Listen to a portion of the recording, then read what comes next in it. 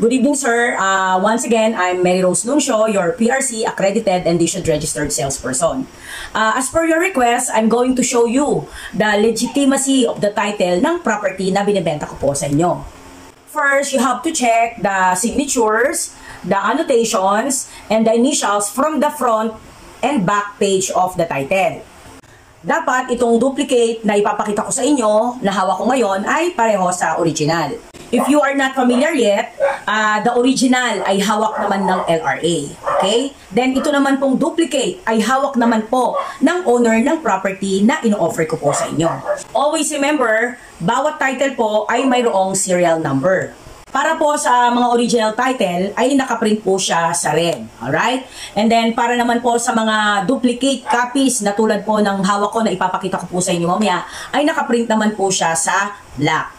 At yun po ay makikita sa upper left portion ng title. Ang pwede niyo pong gawin ay pumunta directly sa RD to check if the title using the serial number ay legitimate or not. Mayroon pong nakasulat na words na judicial form sa upper left corner of the title.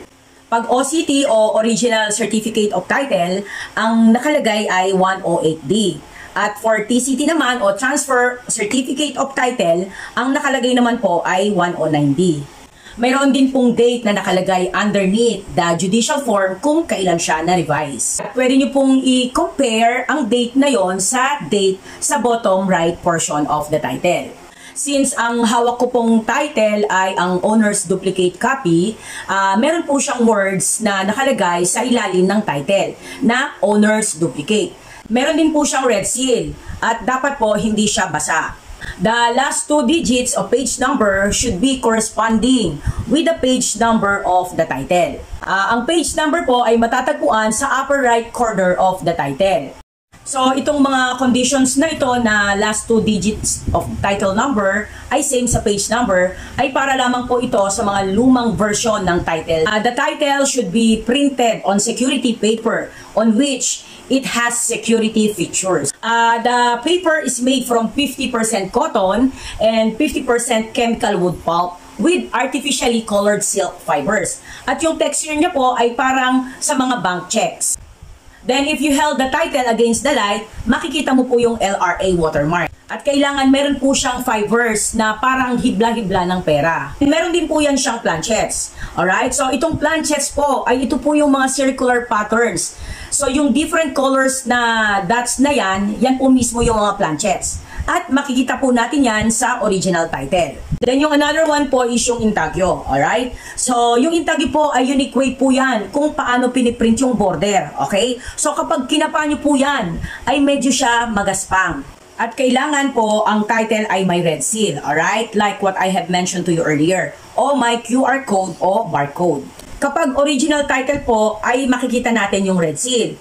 Pero gaya nitong na-transfer na from the original title, ang makikita na po natin sa title ay yung QR code and barcode. Katulad po nitong nasa baba. So ito pong TCT o duplicate ay transfer na o nanggaling na po siya sa original title. Na ang ibig sabihin ay yung original title po ay canceled na, then nag-issue na po ng another title or panibagong title.